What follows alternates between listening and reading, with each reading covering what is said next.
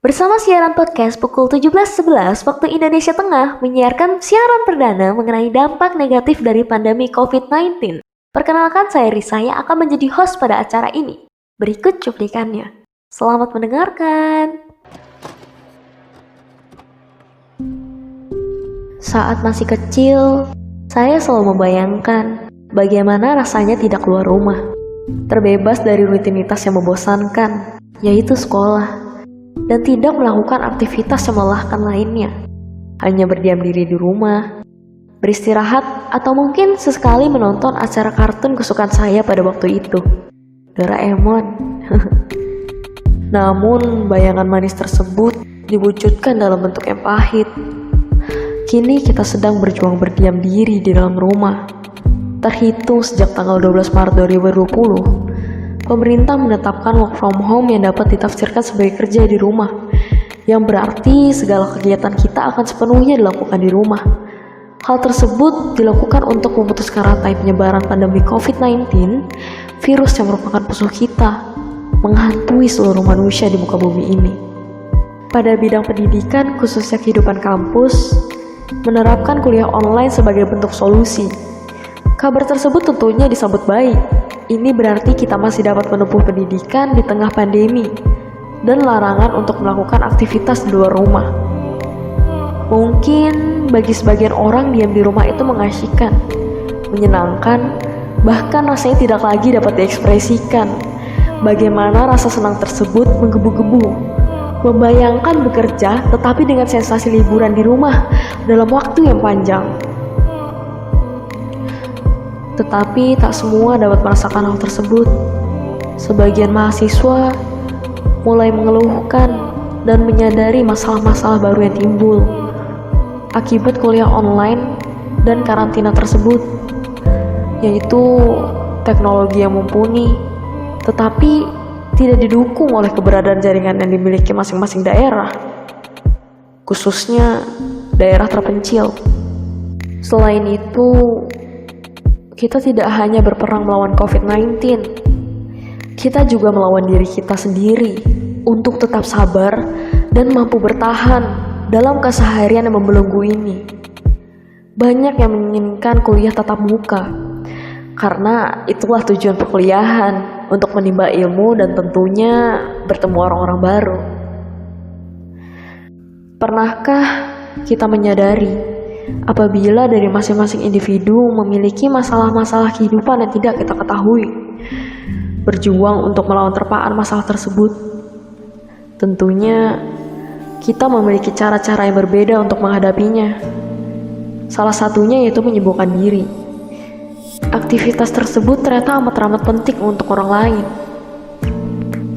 karena bagi mereka kesibukan kehidupan kampus dapat menghindari diri dari masalah tersebut, atau bahkan pikiran-pikiran yang tidak penting yang dapat mengganggu mental.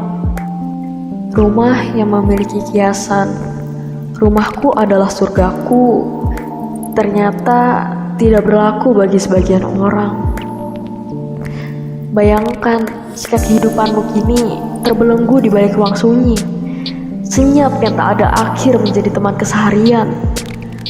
Ternyata tempat yang dianggap rumah tersebut menjadi akar dari permasalahan yang kamu miliki saat ini.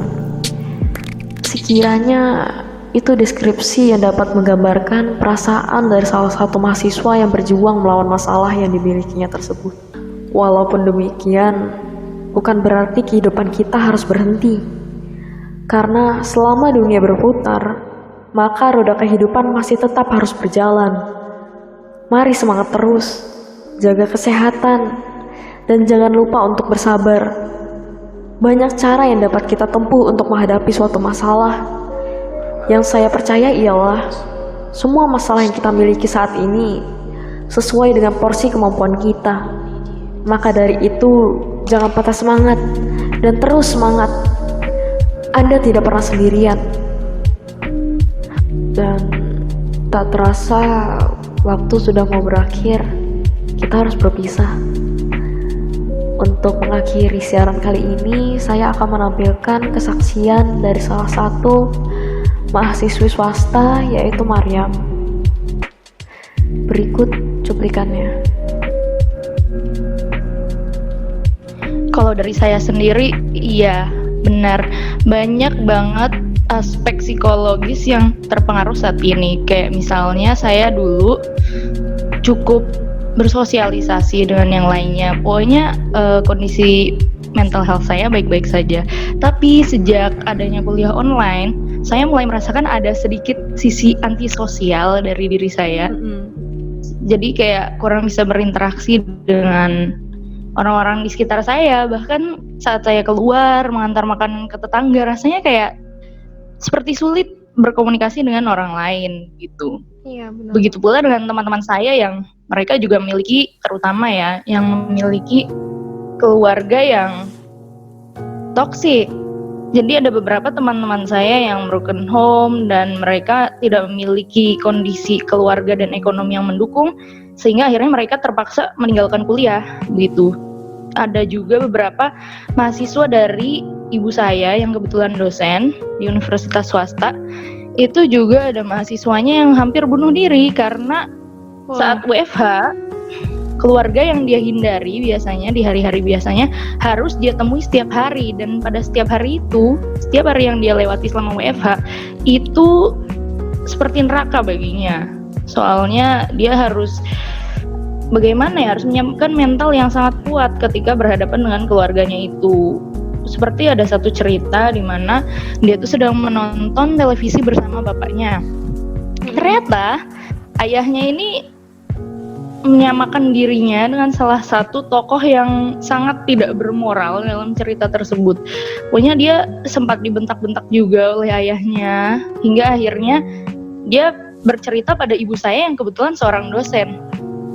Kalau misalnya dilihat dari sebuah perspektif, berarti dia tidak memiliki siapa-siapa selain dosen itu untuk bercerita. Saking tidak adanya media komunikasi yang bisa dia lakukan, akhirnya satu-satunya cara dia untuk menyampaikan informasi tersebut yang melalui dosen gitu. Kayak sangat disayangkan bahwa ternyata tidak semua kegiatan yang dilakukan secara online didukung oleh keluarga.